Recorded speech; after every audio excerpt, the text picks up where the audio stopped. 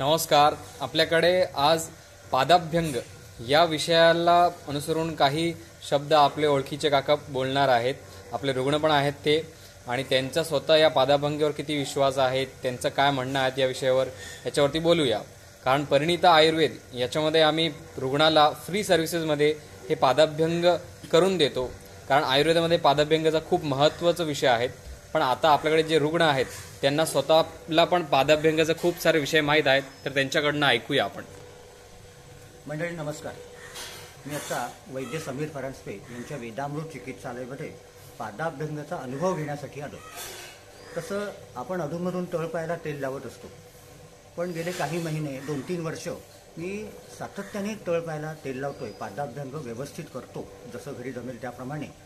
कास्य थाळी वगैरे हे यांत्रिक प्रकार हे हल्लीच उपलब्ध झाले, पण तळपायाला तेल लावल्याने जे फायदे होतात ते मी खूप चांगले अनुभवले. म्हणजे माझा अनुभव असा आहे यामध्ये की तळपायाला तेल लावून जाणारी व्यक्ती निघून गेल्याचंही मला कळत नाही, तोवरच मला झोप लागते. झोप गाढ लागते, शांत लागते, आणि कमीत कमी काळामध्ये अधिक झोपेचा अनुभव आपल्याला मिळतो. डोक्यातले विचार कमी होतात आणि सकाळी आपण उठल्यानंतर खूप फ्रेश वाटतं.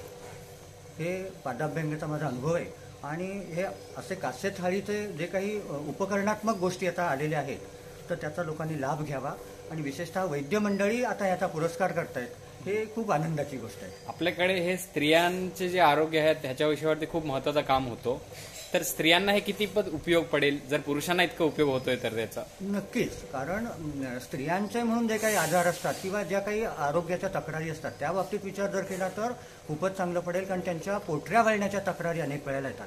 माझा अनुभव असा आहे की पूर्वी मी खूप काम केलं, फिरलो, तर माझ्या पोटऱ्या वळत असत, पण पादाभ्यंग सुरू केल्यापासून माझी एकदाही पोटऱ्या वळण्याची तक्रार नाही. हा मी अनुभव ठामपणे आपल्याला सांगू शकतो. म्हणजे ज्या स्त्रियांना असा पोटऱ्या वळण्याची काही त्रास असेल, त्यांनी हे पादाभ्यंग जर नियमित केला तर त्यांना नक्कीच उपयोग होईल त्याचा. निश्चित. आणखी माझा अनुभव आहे की आपल्याला चालण्याची आपली क्षमता वाढते. माझी चालण्याची खूप आवड आहे.